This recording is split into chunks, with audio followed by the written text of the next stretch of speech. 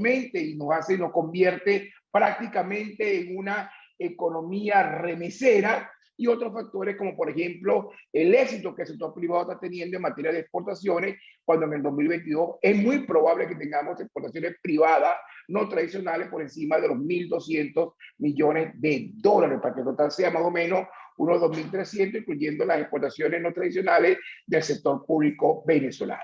Así que entonces arranquemos con el análisis global y vemos cómo esto estará condicionando la actividad económica mundial y, por supuesto, los impactos reales y locales en nuestro país. Yo voy a arrancar con lo que todo el mundo habla todos los días, que tiene que ver básicamente con el conflicto Ucrania-Rusia y qué más o menos, qué relación puede tener esto con la presencia en Venezuela semanas atrás de funcionarios del Departamento de Estado de los Estados Unidos, de una segunda, de una tercera y cuarta reunión que se está hablando y que puede significar indudablemente el levantamiento parcial o total de sanciones en el futuro inmediato, con impactos reales muy importantes, no solo en lo energético, sino también en lo financiero, porque una de las expectativas es una potencial renegociación de la deuda pública que incluya una reestructuración o una suerte de refinanciamiento. En todo caso, hablemos de la amenaza del ruso poli, lo que hemos llamado el peligro del Ruski Mir, que no es otra cosa el sueño de Putin. Ese sueño de alguna manera de restablecer, no sé si las fronteras de las antiguas Unión Soviética, pero sí restablecer su área de influencia, incluso la que tuvo en el pasado reciente, hace más de 100 años, el imperio ruso de los zares de Rusia. Entonces, bueno, tienen ustedes el territorio de la actual Federación Rusa, que perdió más o menos 9 millones de kilómetros cuadrados al cierre del año 1991, y por supuesto las áreas de influencia. Ven ustedes entonces que Rusia todavía conserva el símbolo de la antigua Unión Soviética, el martillo y la hoz, no porque sea un país comunista, sino porque es un país que se inscribe, creo yo, y estamos claros en eso, en prácticas totalitarias, en prácticas autocráticas que promueven el declive de la democracia liberal. Lo que ven ustedes pintado de rojo son los países que hoy no pertenecen indudablemente a la Federación Rusa, pero que fueron parte en su momento de la antigua Unión Soviética. Me refiero a los estados bálticos como Estonia, Letonia y Lituania, Bielorrusia, Ucrania, que es la que protagoniza el conflicto y la que es epicentro de este conflicto global, los países miembros del Cáucaso Sur, básicamente Georgia, Azerbaiyán y Armenia, y del lado tenemos lo que llaman el Turquestán occidental, donde están todos los TAN, tierra de los kazakos, de los kirguisos, de los tayikos, de los uzbecos, de los turcomanos, Kazajistán, Turkmenistán, Kirguistán, Uzbekistán y Tayikistán. Ellos representan el Turquestán occidental y son muy importantes, el principal corredor energético de Asia, pero además con Rusia abrazan el mar Caspio, que es el tercer reservorio de petróleo más importante del planeta, después de Venezuela y el Golfo Pérsico, que están los países árabes productores de petróleo, en compañía del otro lado de la frontera, del otro lado de la orilla de la República Islámica de Irán. Bueno, eso que ven ustedes allí, básicamente lo que llamamos nosotros el Rusopoli, y la gran pregunta que uno se hace en ese tablero de monopolio, eso que jugábamos todos cuando éramos muchachos, es quién será la próxima Crimea, después de Ucrania, y esperamos todos que el tema de Ucrania se resuelva finalmente en un tratado de paz que de alguna manera signifique, ¿verdad?, el respeto a la soberanía, a la humanidad del territorio ucraniano. La pregunta es quién será la próxima Crimea. Y lo digo básicamente porque eso tiene mucho que ver con la presencia de funcionarios del Estado norteamericano en Venezuela. Porque la gran pregunta que ustedes se hacen, y a eso vine hoy yo a este conversatorio, es intentar responder ¿qué Carrizo? ¿Por qué estaban presentes funcionarios del Estado norteamericano en Venezuela? ¿Por qué se habla de que América Airlines va a reanimar operaciones? ¿Por qué se habla de una potencial apertura de la Embajada de los Estados Unidos en Venezuela? ¿Por qué se habla de una suerte de levantamiento parcial, total o fragmentada de sanciones? Esto tiene que ver con los famosos 550.000 barriles de petróleo diarios que el gobierno norteamericano prohibió comprar a Rusia como consecuencia, ¿verdad?, de la invasión al territorio ucraniano y como parte del esquema ejecutivo de las sanciones financieras y energéticas impuestas a Rusia. Es Estados Unidos el único país que por el momento ha impuesto sanciones energéticas por la prohibición de compra de petróleo, de crudo ruso. La gran pregunta es, ¿justifica que el gobierno norteamericano vaya a Venezuela a buscar 550.000 barriles? Eso vamos a hablar más adelante y yo voy a intentar demostrarles que hay mucho más que eso, que no se trata de 550.000 barriles de petróleo, se trata de más de 3 millones de barriles de petróleo que en el futuro inmediato se pueden necesitar. Y básicamente, ¿por qué? Por una potencial salida del crudo ruso de los mercados petroleros. ¿Cómo puede explicarse esto? El Rusopoli nos va a ayudar un poquito para poder entenderlo. Quiero que por favor les ruego, a pesar que estamos en forma remota, su mayor atención. El tema es que en este Rusopoli, en este juego de monopolio, el juego consiste básicamente en adquirir territorio y establecer bases militares o establecer, por supuesto, una suerte de infraestructura que me garantice las áreas de influencia. Bueno, ahí tenemos entonces el primer caso, por decir algo, los estados bálticos. Estamos hablando, está el antiguo mapa de la Unión Soviética, hoy es el mapa de Rusia y ahí ven ustedes el círculo rojo, lo que se conoce como estados bálticos. Y básicamente son los estados de Estonia, de Letonia, de Lituania, que por cierto hacen frontera con Rusia, pero al mismo tiempo hacen frontera con la región de Kaliningrado, que es una suerte de territorio ruso que está enclavado allí en esa zona, donde se encuentran nada más y nada menos que la flota del mar Báltico, la flota naval más importante que Rusia tiene al norte de Europa, que claramente le da presencia y le da influencias al Golfo de Bodia en Suecia, al Golfo de Finlandia y por supuesto le da presencia e influencia en el Mar del Norte, exactamente frente a las Islas Británicas, es decir, al Reino Unido. En consecuencia, es muy importante el Báltico porque fue territorio ruso en una oportunidad, fue territorio de la Unión Soviética en una oportunidad en todo caso, y lo más importante es que son miembros hoy de la Alianza Atlántica, son miembros hoy de la Organización Tratado Atlántico Norte. Sin embargo, el acecho se ha mantenido. En el año 2018, el presidente Donald Trump le decía a Putin, salte de Caracas, y Putin le decía, pues salte del Báltico, porque el Báltico es mi área de influencia. El Báltico para mí es muy importante porque el puerto de San Petersburgo en invierno se congela y al congelarse no tengo salida al mar y mi única salida es Kaliningrado, que está rodeada por Polonia, por Lituania, donde están las fuerzas de la Alianza Atlántica. Así que entonces el primer elemento es este y el segundo elemento básicamente que el mar Báltico representa un corredor energético muy importante para llevar petróleo y gas ruso a las fronteras europeas. Bueno, y eso explica entonces en primer lugar por qué hay una presión muy importante sobre el Báltico, pero también tenemos que hablar del Turquestán occidental y ahí hablamos fundamentalmente de los 5 TAN, Kazajistán, Uzbekistán, Turkmenistán, Kirguistán y Tayikistán. ¿Y por qué es tan importante esta región? Porque ellos abrazan al mar Caspio lleno de petróleo y unos campos llamados Kachagán, que son muy importantes y representan el tercer reservorio de crudo del planeta y posiblemente el segundo después del Golfo Pérsico de gas natural.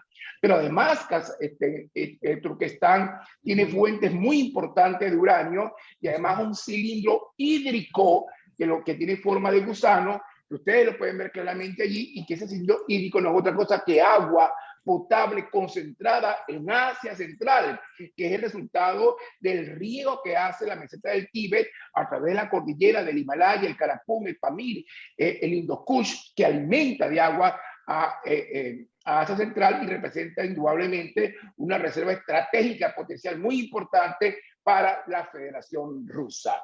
Bueno, y seguimos así, pero no solamente es el Turquestán occidental, están también el Cáucaso. Y cuando hablamos del Cáucaso, y repito el mapa de la Unión Soviética para que vean, ahí está el Cáucaso Norte y el Cáucaso Sur, que era parte de la antigua Unión Soviética.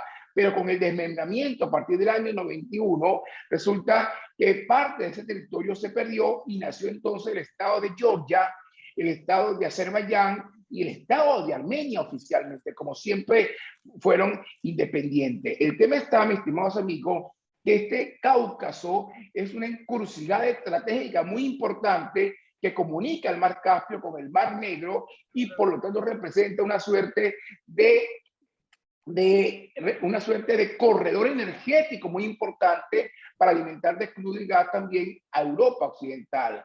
Aquí es muy importante hablar de esto porque del lado derecho, como le decía, tenemos al mar Caspio con los campos de Cachagán, una reserva de gas y de petróleo sumamente importante, además de ser un importante corredor energético para los llamados tubos de hierros, oleoductos, gasoductos y poliductos. Pero por otra parte, del lado izquierdo tenemos al Mar Negro, sumamente importante para la Federación Rusa, porque a través del estrecho del Bósforo en Turquía, da por supuesto paso al Mar de Marmara, a los Dardanelos y de ahí al Mar Mediterráneo, para luego tener presencia indudablemente donde más le interesa a Rusia, que es el Mar Mediterráneo, donde la flota del Mar Negro que está en Sebastopol tiene una, digamos, una base auxiliar en la República de Siria, básicamente en la región de Tartus, que es la primera base extraterritorial que tiene Rusia en el mar Mediterráneo, y es la flota del Mar Negro quien le sirve de flota auxiliar a través entonces del estrecho del Bósforo. Esa es una realidad geopolítica sumamente importante, y de allí que el Cáucaso sea tan interesante y tan importante para Rusia. Armenia ya es un país satélite de Putin y queda entonces el estado de Georgia. El tema es que esta región, que es definitivamente tan importante, y quiero comentar en lo siguiente, es una región donde hay, digamos, más de 430 etnias distintas que hablan más de 500 idiomas o 500 lenguas diferentes. Y lo más importante es que toda la región del norte del Cáucaso, a pesar que está en territorio ruso, a pesar de ello, no son rusoparlantes, y lamentablemente para Rusia son de religión islámica, son sunitas.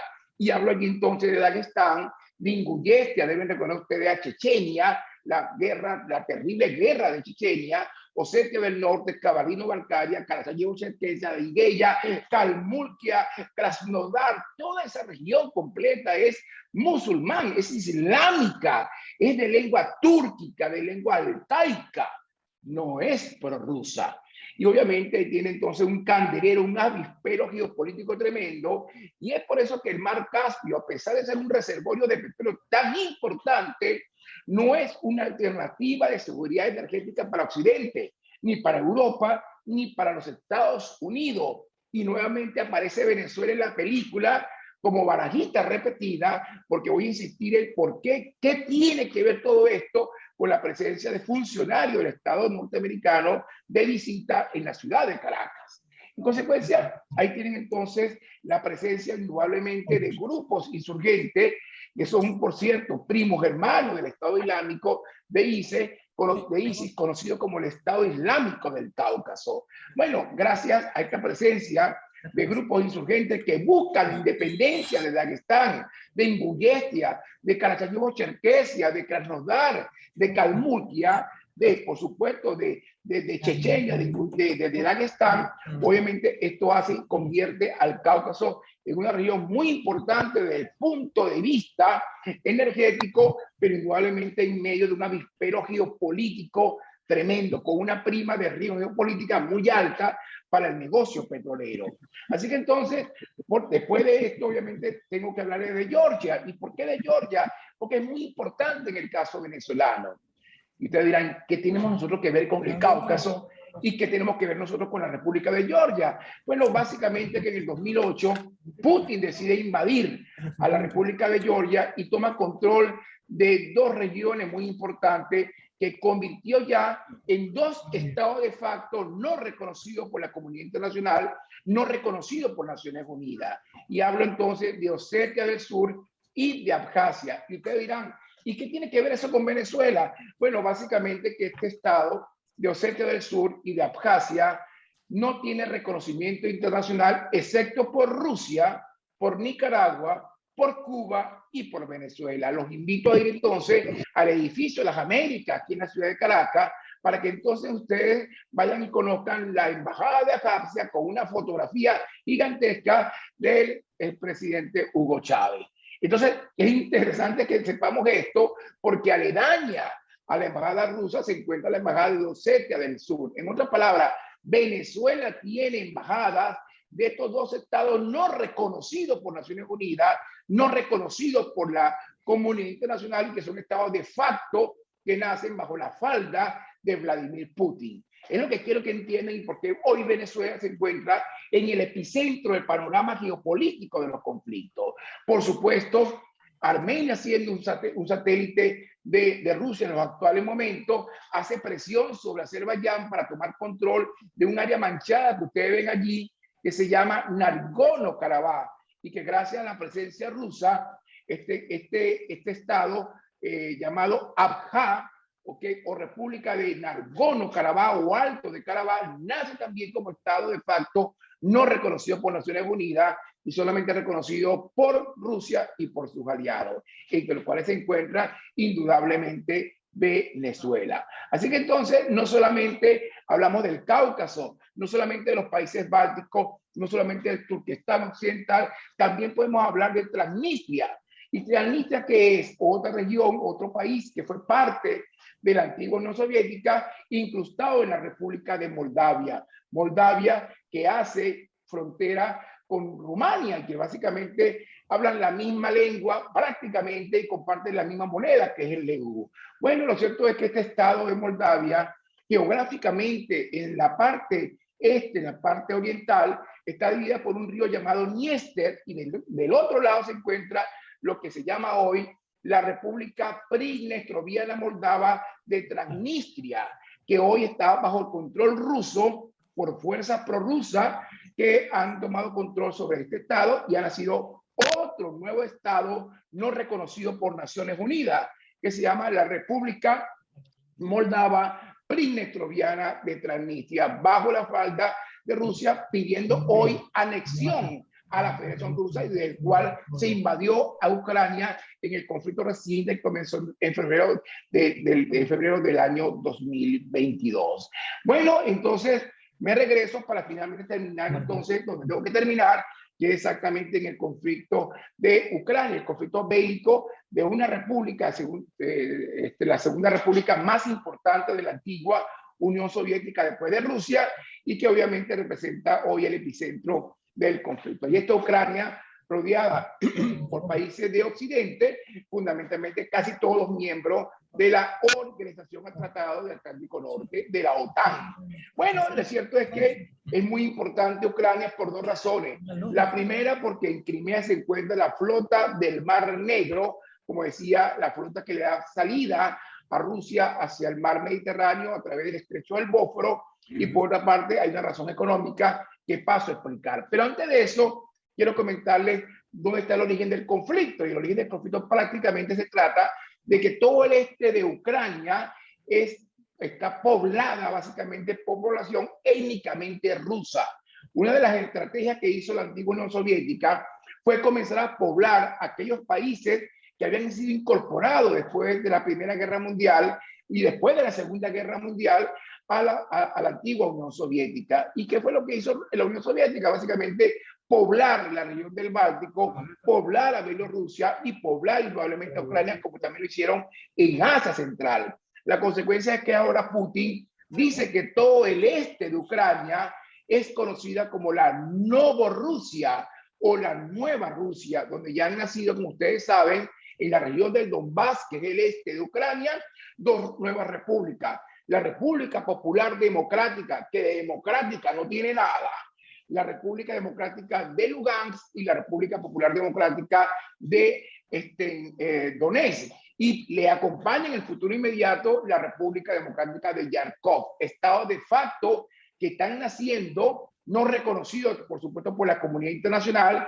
pero que ya Putin lo pone sobre la mesa de negociación, que se retira de Ucrania única y exclusivamente si es reconocida Crimea como territorio ruso y estas repúblicas de facto como repúblicas asociadas a la Federación Rusa, indudablemente con un objetivo muy claro que es su potencial anexión. O sea, es decir, un conflicto realmente muy complicado. Lo cierto es que ahí están las dos repúblicas populares de Donetsk y de Lugansk, que son lo que llamamos hoy la región del Donbass, donde prácticamente se ha concentrado Rusia como consecuencia de todos los fracasos que ha tenido en esta guerra, porque el ruso normalmente desprecia al ucraniano, pero el ucraniano no desprecia al ruso, el ucraniano odia al ruso, y eso ha establecido la diferencia entre ambos ejércitos, donde hay uno que odia al ruso y que pelea por su territorio, y otro que no entiende qué Carrizo hace en Ucrania.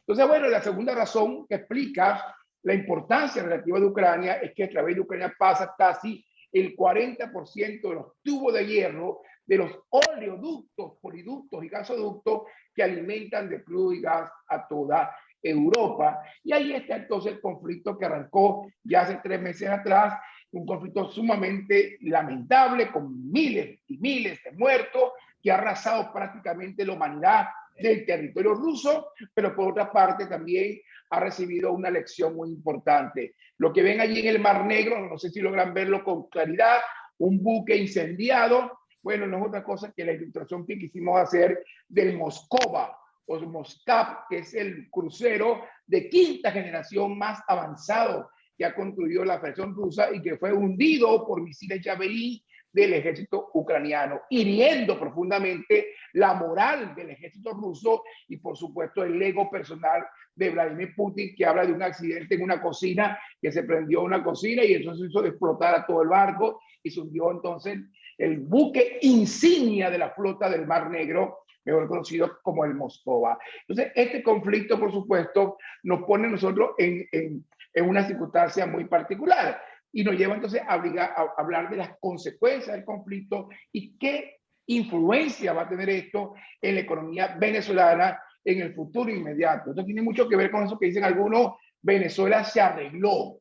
Bueno, ya vamos a hablar de eso dentro de un ratico. En todo caso, las consecuencias para la Rusia de Putin, bueno, ya muchos de ustedes la conocen, Rusia se encuentra prácticamente al borde del colapso. Yo creo que una de las cosas que tenemos que entender de este conflicto es que tenemos un conflicto entre Estados Unidos y Rusia. Rusia es una economía frágil, una economía pequeña, una economía que prácticamente no tiene tamaño relativo. No tiene prácticamente tamaño para compararse con China y para compararse con Estados Unidos. Una economía de 1.3, 1.4 trillones de dólares, realmente una economía que se compara con el tamaño de España, que se compara con el tamaño de México, que se compara con el tamaño de Brasil, pero no más que eso. Bueno, una economía muy frágil, donde las sanciones financieras, como ustedes han visto, han afectado seriamente, ¿verdad?, la economía rusa y entre otras cosas, porque Rusia depende en más de un 56% en sus exportaciones de toda Europa, con un 4% de Estados Unidos, estamos hablando de un 60% de dependencia, fundamentalmente de países que imponen sanciones. Y si vemos las importaciones, que la van a ver de este lado, más del 50% de las importaciones rusas, que es fundamentalmente productos semielaborados, productos intermedios y productos de alta tecnología, que son fundamentales para la industria militar, bueno, provienen básicamente de Occidente, casi un 50% de sus importaciones. Por otra parte, la pregunta es si China puede ser soporte vital para la Federación Rusa, porque indudablemente Putin decide voltear a mirar a China y la gran pregunta es si China quiere y si China puede. Bueno, realmente la gran pregunta es China si quiere. Claro, indudablemente la Federación Rusa es un aliado de China y por supuesto es un aliado geopolítico para hacerle contrapeso indudablemente a Occidente, especialmente a Estados Unidos. Pero vean lo siguiente, este mapa es sumamente importante. China depende, sumen allí un 20,7% y un 17% son casi un 40% de sus exportaciones, que son 3.4 trillones de dólares, dependen indudablemente de Occidente, de países que hoy están imponiendo sanciones a Rusia. 20,7% de los productos de China de exportación van a Europa Occidental, el principal socio comercial del gigante asiático, y el segundo más importante es Estados Unidos y el tercero más importante es América Latina, más o menos, que representa un poco más del 12%. Bueno, la realidad es entonces que ¿cuánto representa Rusia para China? Pues apenas un 2%. Y por eso no hemos visto que China ha tomado una participación activa en apoyo a la Federación Rusa y más bien se encuentra en una posición de wait and see. de esperar y ver qué pasa. Por su parte, China comienza a pescar en río revuelto, porque China básicamente, ¿qué es lo que dice? Yo quiero consolidar el sueño de la gran China, que todas aquellas regiones separatistas como Mongolia Interior, como el Tíbet o como el Turquestán Oriental, que es una región túrquica, altaica, que son la llamada etnia uigur, quieren consolidar el sueño de la gran China, pero también, por supuesto, asimilar lo que para China es muy importante, que es la isla de Taiwán. En el 2049, que es la prioridad estratégica, China cumple 100 años en su revolución cultural y la aspiración del próximo presidente de China es decir, hemos acabado con 100 años de humillación y hemos logrado finalmente la asimilación plena y absoluta de Hong Kong, pero muy importante la reincorporación de Taiwán de la provincia rebelde a territorio chino. Y Biden ha dicho claramente, no vamos a permitir una invasión y vamos a responder defendiendo Taiwán en el caso de una invasión, y se ha roto la ambigüedad estratégica que siempre conocimos. Así que entonces anda por ahí China pescando en río revuelto, sobrevolando espacio aéreo taiwanés, y esto haciéndolo frente a la flota, a la séptima flota de los Estados Unidos, ubicada en la isla de Taiwán, en la isla de Guam y en las islas de Okinawa, pertenecientes a Japón. Bueno, lo cierto está, mis estimados amigos, que cuáles son las cartas de Putin. Bueno, cortarle el gas a Rusia, cortarle el gas a Europa, porque Putin sabe básicamente que Europa es una suerte de rey energético del petróleo y el gas ruso, fundamentalmente del gas ruso. Pueden ver el promedio de países, pero la Unión Europea más o menos depende en promedio de un 56% del gas ruso. Y ven ahí la lista completa, el que menos depende es España, Portugal y el Reino Unido, porque tienen una dependencia mayor del gas de Argelia, de África del Norte, a través del Mediterráneo. Bueno, en la matriz total, que incluye petróleo y gas, el promedio es un 46,7%, y es una dependencia bien importante para decir que los europeos pueden pasar mucho frío en Europa este año. Bueno, en todo caso, ¿cómo afecta esto a Venezuela? Y es lo que quiero al final que entiendan el objetivo. Déjenme ver cómo vamos de tiempo. Llevo 28 minutos, me dieron 45, me quedan unos, digamos, unos 13, 14 minutos. Bueno, básicamente, ¿qué es lo que quiero explicarles en este momento? Bueno, ¿por qué Venezuela se encuentra en el epicentro del panorama geopolítico de los conflictos? ¿Cómo esto puede afectar de inmediato, en el futuro inmediato, la economía venezolana? Lo que ustedes ven allí no es otra cosa que las áreas de administración energética de los Estados Unidos, que así se dividen en lo que se llaman los PAT. PAC 1, 2, 3, 4 y 5. Venezuela, históricamente, vean ustedes, año 2007, Venezuela exportó crudo, envió crudo a la región del PAC 3 para alimentar los estados de Arkansas, Alabama, Mississippi, Texas, Nuevo México y Luisiana, fundamentalmente. Y en el año 2007 exportábamos 1,1 millones de barriles diarios de petróleo, cuando en aquella época Venezuela podía hasta facturar al año más de 85.000 millones de dólares solamente en ingresos petroleros.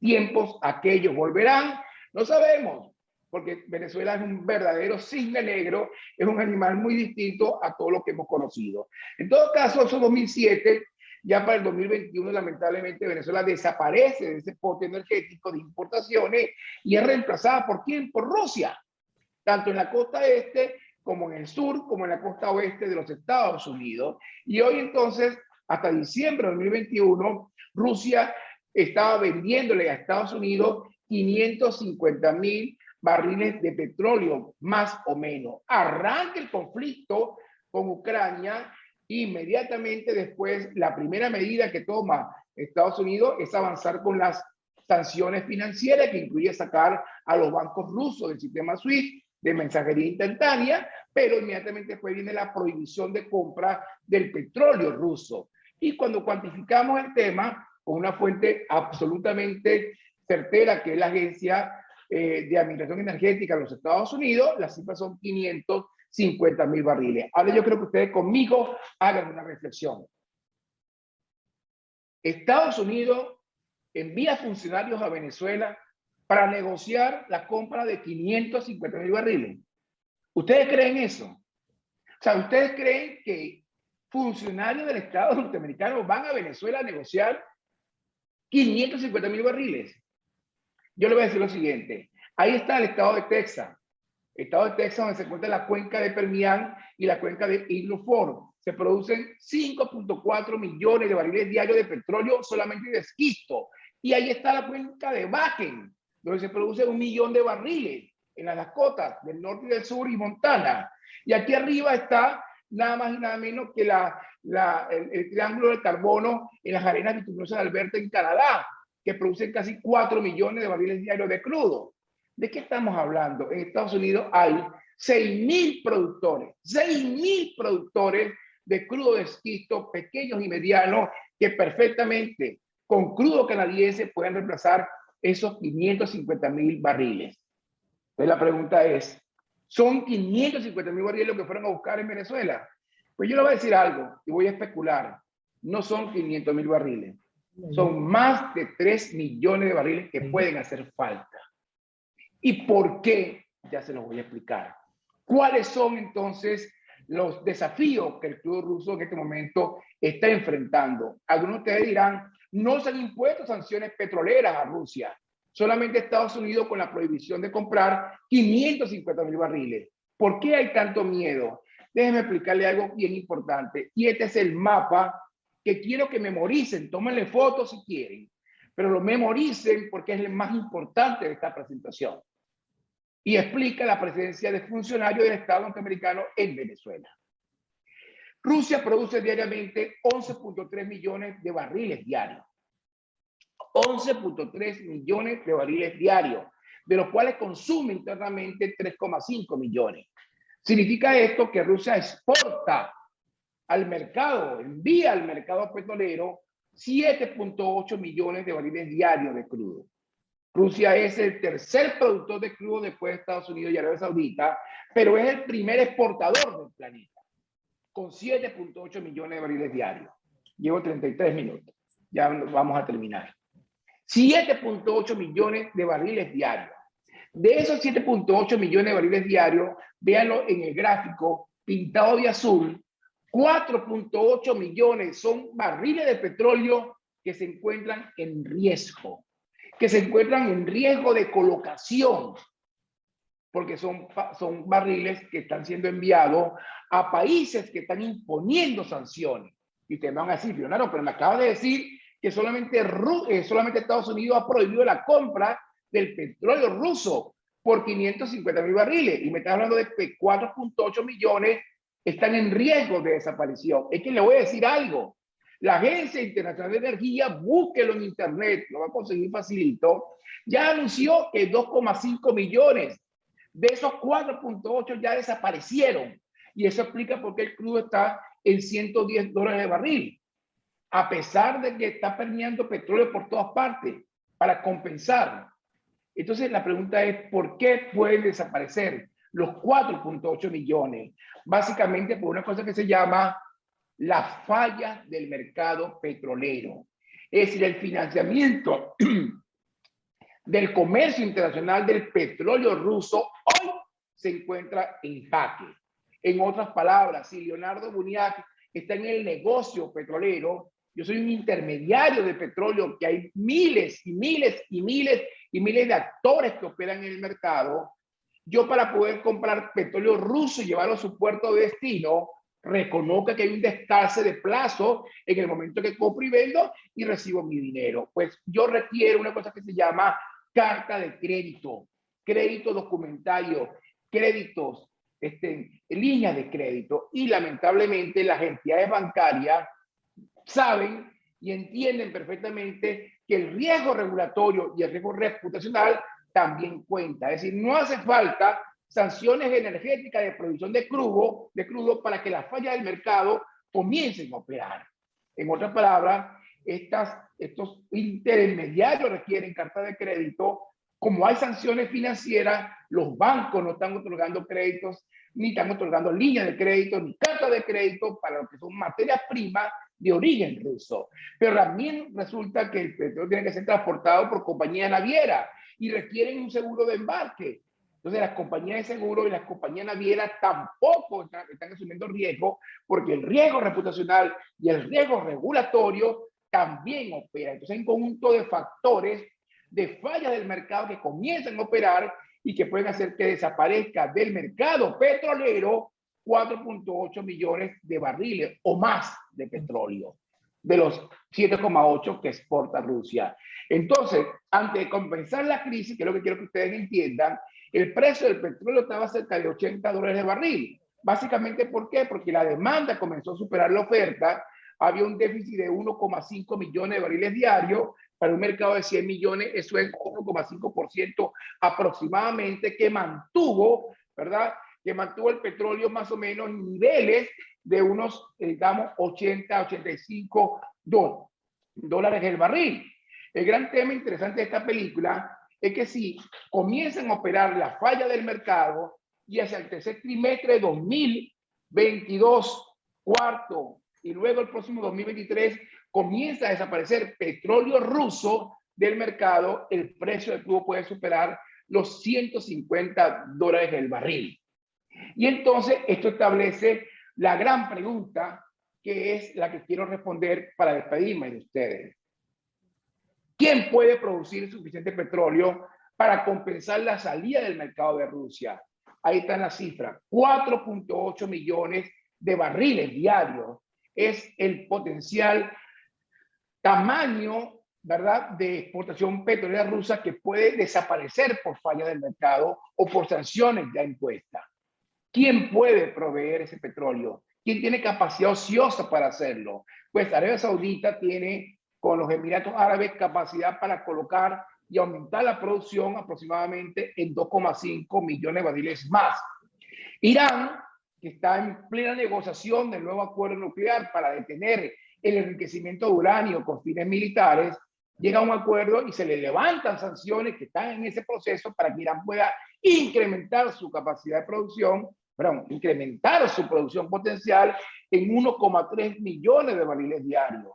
Estados Unidos, por fuentes internas, puede llegar a producir 760,000 barriles más. Y Venezuela podría aportar entonces, que es la estimación que hacen los americanos, por ahora 600,000 barriles más. Y eso me suma más o menos los 4.8 millones. Pero entonces vamos a negociar en Venezuela 600,000 barriles, 550,000 barriles más de petróleo. Es esa la razón por la cual nos visitaron. Es eso porque se está hablando de un potencial levantamiento de sanciones y de negociaciones, inclusive apoyadas por la oposición venezolana. Debo decirles algo. El problema con el petróleo saudita y con el petróleo de los Emiratos Árabes y con el petróleo de Irán es que ese petróleo se encuentra en una zona, tanto el de Arabia Saudita como el de los Emiratos, como el de Irán, se encuentra en una zona, mis queridos amigos, que no es otra cosa que el Golfo Pérsico. Y ese Golfo Pérsico, como región completa, es el primer reservorio del planeta de petróleo y gas. Esa mancha anaranjada que ven ustedes cerca de Qatar, ese es el campo de gas más grande del mundo. Y todo lo que está manchado de verde del lado de Arabia Saudita es Qatif, donde están las cuencas y los pozos más grandes del planeta. En esta zona está Irán, del otro lado de la orilla, está a la izquierda Arabia Saudita, al lado de Arabia Saudita los Emiratos Árabes, está Qatar, está Bahrein, está Kuwait y está Irak arriba. Ese es el reservorio de petróleo más grande del mundo como región. Individualmente es Venezuela el más grande, pero como región completa es el principal reservorio del planeta. Y por supuesto, con toda la infraestructura para exportar vía marítima a través del estrecho de Hormuz más de 18 millones de barriles diarios de crudo. El problema del Golfo Pérsico y el problema del mercado petrolero es que el mercado petrolero exige dos cosas muy importantes. Uno, precio razonable y dos, suministro seguro. El problema es que esta es una zona donde lamentablemente se enfrenta el Islam en sus dos versiones totalmente antagónicas. Estoy hablando de quién, de los chiitas duodecimanos representados por la República Islámica de Irán, y está por otro lado los sunitas. Estimados amigos, los chiitas y los sunitas son enemigos irreconciliables. Ellos son como Andrea Bocelli y José Feliciano. No pueden ni verse. Bueno, la realidad entonces es que aquí hay un enfrentamiento militar que ha significado conflicto y el hundimiento de muchos barcos, como lo voy a mostrar en este momento. Eso que ustedes ven allí es una constante permanente en el Golfo Pérsico. Tanqueros atacados con drones, con misiles que se hunden, y obviamente, entonces el estrecho de Hormuz es una zona extremadamente complicada, extremadamente compleja. Es un avispero geopolítico, por lo tanto, cuando hablamos de Arabia Saudita, de Emiratos y de Irán, mi estimado amigo, Venezuela aparece como el único país del planeta que es capaz de producir con un potencial por encima de los 6 millones de barriles diarios, con inversiones mayores a los 100 mil millones de dólares en 5 años de inversiones constantes, puede perfectamente reemplazar ese petróleo ruso que en el futuro inmediato puede desaparecer. ¿Y saben por qué puede desaparecer? Por una sola razón, porque las ambiciones de Putin no terminan con Ucrania. Putin necesita convertirse definitivamente en un miembro de la tríada mundial y que Rusia desplace a Europa geopolíticamente en el poder de la tríada. Estados Unidos, China y no Europa, que va a ser el gran perdedor, sino Rusia. En consecuencia, Putin sabe perfectamente que los rusos no perdonan a los perdedores. Putin está obligado a obtener dividendos políticos y lo que no obtenga en Ucrania lo va a buscar en Osetia del Sur, que ya está pidiendo la anexión a Rusia, fragmentando a Georgia, que es un aliado de Estados Unidos, sino en el mar Báltico, sino en Transnistria, que es Moldavia, como preguntan algunos. Ya Moldavia será la próxima Ucrania. En consecuencia, Putin sabe que no se puede detener porque los rusos no perdonan a los perdedores. Entonces, mis queridos amigos, la realidad, como yo les decía hace unos minutos, es que Putin no tiene mayores alternativas. Y la realidad que el petróleo venezolano en el 2018 iba a estos mercados y ya, bueno, el petróleo venezolano no va a Estados Unidos, pero puede ir. Así que entonces, mi estimado, son muchos los riesgos globales, pero Venezuela aparece definitivamente en el medio de esta discusión, en el epicentro del panorama geopolítico de los conflictos. Me quedan 2 minutos para terminar y entonces los escenarios, indudablemente, Joe Biden, si flexibiliza como consecuencia de este proceso de negociación y Maduro indudablemente mantiene la apertura, pues veremos entonces inversiones en sectores clave de la economía venezolana, especialmente energía, quizá infraestructura, electricidad, todo esto obviamente autorizado por la OFAC. Obviamente veremos relajamiento de controles, una mayor dinamización de la economía venezolana que ya no se discute que Venezuela va a ser posiblemente el país de mayor crecimiento económico del año 2022. Ahora me dé tiempo mostrárselo en un minuto, pero por otra parte se abren espacios para la negociación política. Para mí es un escenario importante. El más cercano que tenemos ahorita es la aplicación de la ley antibloqueo, donde las inversiones en los sectores clave van a seguir viniendo de aquellos países que se inscriben en prácticas totalitarias, en prácticas autocráticas que promueven el declive de la democracia liberal. Esto que está pintado de rojo en este mapa son países absolutistas o países totalitarios o autocráticos. Bueno, y entonces, Venezuela se arregló. Yo lo que quiero decirle es lo siguiente. Venezuela en el año 2020 cayó 30% y acumuló 80 puntos de caída, como ya todos lo conocen, para tener un PIB apenas de 46 mil millones de dólares. Se me cumplió el tiempo y voy a terminar. Lo cierto es que todo está cambiando porque en el año 2022 las expectativas es que la economía venezolana crezca más o menos entre un 5 y un 7%. Credit Suisse dice que es un 20%. Para mí es irrelevante, lo que no está en debate y está en discusión si la economía venezolana se va a recuperar. Y si ven esta tabla de comparación que ofrece el Fondo Monetario y ofrece CEPAL, van a ver que CEPAL piensa, CEPAL es el Comité Económico para América Latina, que la economía venezolana va a crecer un 5% en el año 2022, que está por debajo de un 6,3% de Panamá y está por debajo de un 5,3% de República Dominicana. Yo creo que Venezuela va a crecer por encima de un 5% y posiblemente sea la economía de mayor crecimiento en el año 2022. Y esto debe mantenerse por los próximos 2, 3 y 4 años. La pregunta es la siguiente. Las oportunidades son tales siempre y cuando se aprovechen y las amenazas son tales siempre y cuando definitivamente puedan ser aprovechadas. Así que entonces lo que me preocupa de todo esto indudablemente es que el crecimiento económico de Venezuela hoy es un crecimiento bifurcado y es asimétrico, donde hay sectores que están creciendo y hay sectores que se están deprimiendo, ampliando las desigualdades sociales.